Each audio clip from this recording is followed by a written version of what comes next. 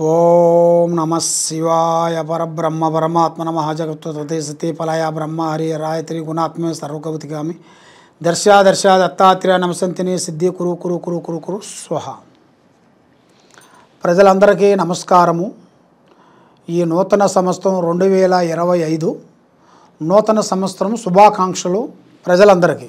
ముఖ్యంగా మేషరాశి వాళ్ళకి ఈ 2025 సంవత్సరం స్థితిగతులు ఎలా ఉన్నాయి, వాళ్ళ యోగ నక్షత్రము ఎలా ఉంది, వాళ్ళ స్థాన ప్రభ ఎంతవరకు వచ్చింది, మళ్ళీ వాళ్ళ స్థితిగతులు ఎంతవరకు నుంచి ఎటువరకు బాగుండాయా అనేది మనం ఈరోజు చెప్పబోతున్నాం. ఓం నమ శివాయ. మేషరాశి వాళ్ళకి అదృష్టము ఆదాయములో చూసుకుంటే 2 భాగాలు కనబడుతున్నాయి.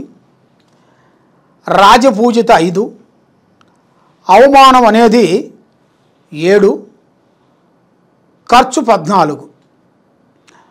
అంటే ఆదాయము 2, ఖర్చు 14. అంటే ఎంత సంపాదించినా కూడా ఈ రాశి వాళ్ళకి ఈ మేషరాశి వాళ్ళకి మెయిన్గా ఎంత సంపాదించినా కూడా లక్ష్మి అనేది నిలబడదు. వస్తుంటుంది పోతుంటుంది.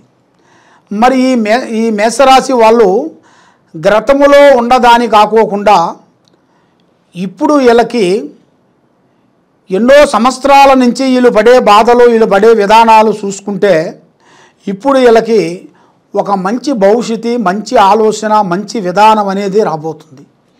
శుభవార్తలు వింటారు, శుభ కార్యక్రమాలు అభివృద్ధి అవుతాయి. ఆరోగ్యాలలో కొంచెం జాగ్రత్త పడండి. ఆరోగ్య విధానాలలో కొంచెం జాగ్రత్తగా పడినట్టుకైతే మీ ఆరోగ్య విధానము, మీరు చేసే పనులు అభివృద్ధిగా పొందుతాయి. ముఖ్యంగా విద్యాదారులకు చూసుకుంటే విద్యపరంగా చాలా వరకు ఈ మేషరాశి వాళ్ళకి విద్యార్థులందరికీ చాలా గొప్ప అవకాశాలు రాబోతున్నాయి. పెద్ద విద్యలు కొన్ని పూర్తి చేసుకొని కొన్ని విదేశాలు వెళ్ళి ఆ విదేశాల్లో కూడా అనుకున్న విద్యను కూడా కంప్లీట్ చేసుకొని పెద్ద అభివృద్ధిగా రావాల్సిన, పేరు ప్రతిష్టలు తెచ్చుకోవాల్సిన విధానం అనేది ఈ రాశి వాళ్ళకి చాలా విధానాలుగా కనబడుతుంది. మరి దీంతో పాటు మరి వ్యాపార పరంగా, ఉద్యోగ పరంగా చూసుకుంటే మార్పులు కొన్ని రాబోతున్నాయి. మార్పులు అంటే ప్రమోషన్ మార్పులు, చేసే పనిలో డెవలప్మెంట్ కావటం, తర్వాత మళ్ళీ కొన్ని కార్యక్రమాలు, కొన్ని స్థాన మార్పులు అనగా కొత్త ఇల్లు ఒకటి కొనుక్కోవటం కానీ, ఉన్న ఇల్లు మారుస్తడం కానీ, మరి ఇలా జాతక విధానంలో వాహనములు కూడా కొన్ని మార్పులు, చేంజెస్ కూడా కొన్ని రాబోతున్నాయి. పాత వాహనాలు కూడా కొన్ని మార్చి కొత్త వాహనములు కూడా కొన్ని ఏర్పాటు చేయాల్సినవి కూడా ఇలా జాతకంలో కనబడుతున్నాయి. ముఖ్యంగా వ్యవసాయదారులకి విధానంలో చూసుకుంటే సంవత్సరానికి 2 పంటలు యథావిధిగా సాధించగలుగుతారు. ఈ రాశి వాళ్ళకి వ్యవసాయదారులందరికీ మంచి అవకాశము, మంచి యోగం అనేది కనబడుతుంది. దాంతోపాటు మరి రియల్ ఎస్టేట్ చేసే వాళ్ళకి కానీ, బిజినెస్ చేసే వాళ్ళకి కానీ, సినీ ఫీల్డ్ కానీ, మరి రాజకీయ ఫలితాలలో చేయాల్సిన రాజకీయ వాళ్ళు కానీ, వాళ్ళకి ఈ నూతన సంవత్సరంలో కొన్ని నూతన పనులు రాబోతున్నాయి. కొత్త మార్పులు రాబోతున్నాయి. కొత్త విధానాలు, వాళ్ళకి చేంజెస్లు కొన్ని రాబోతున్నాయి. కాబట్టి ఈ మేషరాశి వాళ్ళకి ఎన్నో రోజుల నుంచి బాధపడుతూ ఉన్నారా, ఇప్పుడు వీళ్ళకి ఊహించని అదృష్టం రాబోతుంది. అనుకోకుండా ఒక స్త్రీ నుంచి ఇలా జాతక చక్రం అనేది మార్పు అనేది వచ్చేస్తుంది. మరి మగవాళ్ళకి ఈ విధంగా ఉంటే ఆడవాళ్ళకి, మేషరాశి వాళ్ళకి ఎలా ఉంటుందా అనేది చాలామందికి చాలా సందేహాలు, మాకు చాలామంది ఫోన్ చేసి అడుగుతుంటారు. ఎందువల్లంటే స్వామి మీరు చెప్పేవన్నీ మగవాళ్ళకే చెబుతున్నారు, మరి ఆడవాళ్ళు కూడా మరి ఎలా ఉంది అనేది మాకు చెప్పాలి కదా అన్నట్టుగా చాలామంది నాకు ఫోన్ చేసి మాకు మెసేజ్లు పెడుతుంటారు. కాబట్టి ఆడవాళ్ళకు కూడా మగవాళ్ళ నుంచి అదృష్ట గడియలు రాబోతున్నాయి. అదృష్ట గడియలు, లక్ష్మి ఒక లక్కు లాంటిది. మగవాళ్ళ నుంచి కూడా ఆడవాళ్ళకు కూడా అదృష్ట గడియలు అనేది రాబోతున్నాయి. అది ఊహించని ఒక సంఘటన అనేది ఎదురవుతుంది. మరి రాజకీయ ఫలితాలలో కూడా కొంతమంది కొన్ని మార్పులు రాబోతున్నాయి. వాళ్ళు చేసే రాజకీయ ఫలితాలలో ఎన్నో రోజుల నుంచి కష్టపడుతూ ఆ పార్టీ గురించి వాళ్ళు ఎంతో కష్టపడి వాళ్ళు పోరాటం చేస్తుంటారు. శత ప్రయత్నాలు చేసి వాళ్ళ కష్టం మొత్తం ఆ పార్టీకే పెట్టేస్తుంటారు. ఎందుకంటే ఆ పార్టీ బాగుండాలి, అభివృద్ధిగా రావాలి అని చాలామంది చాలా విధానాలుగా పోరాటం చేస్తుంటారు. కాబట్టి వాళ్ళకి ఎంత చేసినా కూడా గుర్తింపు లేకోకుండా అయిపోతుంటుంది.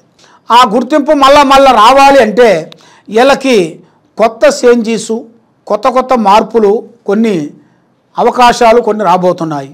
మరి ఈ నూతన సంవత్సరంలో మెయిన్గా పెట్టుబడిదారులు, షేర్ మార్కెట్ బిజినెస్ లాంటి పెద్ద బిజినెస్లు కూడా చేయాల్సిన వాళ్ళు కూడా వీళ్ళు ఈ కొత్త సంవత్సరంలో ఒక పెట్టుబడి అనేది పెట్టారనుకోండి, తప్పకుండా వాళ్ళు ఒకటేసారి తీసేసేది కాకోకుండా లాంగ్ వరకు పెట్టుకునేట్టుగా అయితే కొన్ని అభివృద్ధులు పొందే మార్గాలు కొన్ని ఉన్నాయి.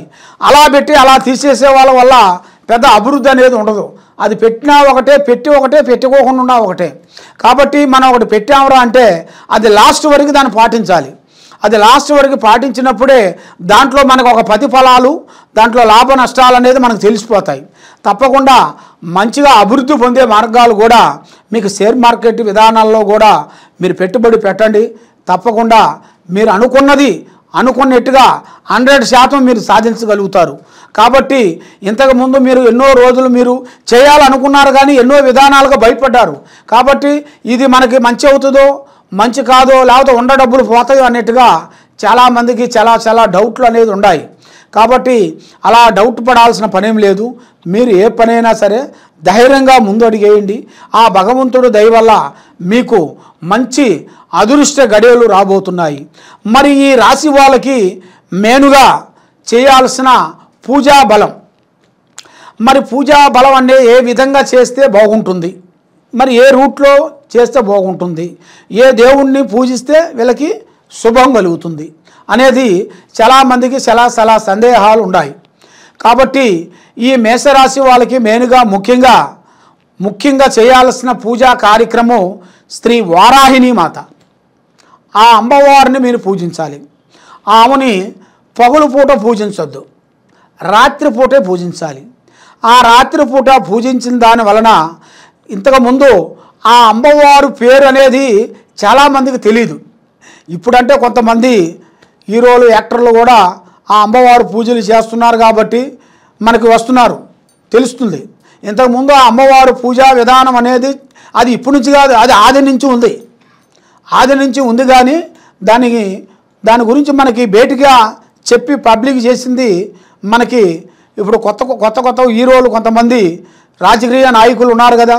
ఆ రాజకీయ నాయకులు ఇప్పుడు పవన్ కళ్యాణ్ లాంటి వాళ్ళు కొంతమంది దాన్ని వెలుగులోకి తెచ్చారు. అదేవిధంగా ఆ అమ్మవారు పూజా విధానం ఎలా ఉంటుందంటే ముఖ్యంగా రాత్రిపూట చేయాలి. ఆ రాత్రిపూట చేసిన వెడల మీలో ఉండాల్సిన ముఖ్యంగా అష్టకష్ట దరిద్ర దోష నివారణ అనేది పోతుంది, శత్రువు నాశనం అనేది పోతుంది. ముఖ్యంగా మనిషి మీద ఉండాల్సిన ఒక శత్రువు నాశనం, దాంతోపాటు మీ మీద ఉండాల్సింది ప్రజా ఏడుపు కూడా ఎక్కువగా ఉంది. అంటే ప్రజలలో ఏడుపు, బాగున్నారు, మీకేం తక్కువ, సంపాదిస్తున్నారు, పెద్దవాళ్ళు సంపాదించుతుంది, మీ బంధువులు ఉన్నారు, కోటేశ్వరులు కదా, మీ బంధువులు మీకు హెల్ప్ చేస్తున్నారు ఎట్లయినా, కానీ వాళ్ళు ఏమి హెల్ప్ చేసిందే లేదు. మీ కష్టం మీకే ఫలిస్తలే, మీరు సంపాదించుకుంది మీకే నిలబడుతులే. మీకు నిలబడకపోయినా కూడా మీరు ఏదో ఒక విధంగా కష్టపడుతూ సమాజంలో ఒక మంచి పేరు సాధించుకోవాలని వస్తున్నారు. కాబట్టి మీ పేరు ప్రజలలో ఒక మంచి స్పందన రాబోతుంది. ఇక ఫ్యూచర్లో ఈ కొత్త సంవత్సరంలో నూతన పనులు, నూతన కార్యక్రమాలు, పెద్ద కార్యక్రమాలు మీరు రాబోతున్నాయి. ప్రజలలో మంచి మార్పు, ప్రజలలో ఒక మంచి స్పందన, ఒక అభిమానం అనేది మీకు ఇంకా పెరుగుతుంది. కాబట్టి ఇంతకుముందు మీకు ఉండాల్సిన ఒక మంచి నేమును కూడా కొన్ని పోయినా కూడా ఇప్పుడు మళ్ళా అదే నేమ్ అనేది మళ్ళీ ఆటోమేటిక్గా మీకు ఎదురవుతుంది. కాబట్టి పోయింది పొట్టు ఉండదు గట్టి అంటారు. పోయిన దాన్ని మనం ఆలోచించదు, వచ్చేదాని గురించి మనం ప్రయత్నం చేయాలి. యత్నము ప్రయత్నము రా అన్నాడు. మానవ ప్రయత్నం అనేది మనం చేయాలి. మరి మానవ ప్రయత్నం మనం చేయకోకుండా 4 గోడల మధ్యలో కూర్చొని మనకు అన్నీ కావాలంటే ఏది కాదు. కాబట్టి మనకు రావాలనుకుంటే ఒకటి కావాలంటే ఒకటి వదిలేయాలి. అన్నీ కావాలంటే మనకు దక్కవు, అన్నీ కావాలంటే మనకు దక్కవు, కొన్ని కావాలంటే కొన్ని వదిలేయాలి. ఆ విధంగా మనం చేసినట్టుగా అయితే మనం చేసే పూజా విధానాలు ప్రకారంగా ఆ భగవంతుడి దయ వల్ల అష్టకష్ట దరిద్ర దోష నివారణ అనేది తొలగిపోతుంది. కాబట్టి మీరు ఎక్కడెక్కడో జ్యోతిష్యం చెప్పించుకొని నిరాశ చెంది ఉన్నారు కాబట్టి తప్పకుండా ఈ కింద ఉండాల్సిన నెంబర్కి మీరు సంప్రదించినట్టుగైతే మీ పేరుని బట్టి, మీ జాతకాన్ని బట్టి, మీ స్థితిని బట్టి, మీ ఇంట్లో ఏముంది, మీ ఒంట్లో ఏముంది, మీరు చేసే పనిలో ఏముంది అని మీ జాతక రిష్ట మొత్తం చూసి చెప్పగలుగుతాం. కాబట్టి ఏ సందేహం ఉన్నా కూడా తప్పకుండా మమ్మల్ని సంప్రదించండి. సర్వే జనా సుఖినో భవంతు. ఓం నమః శివాయ.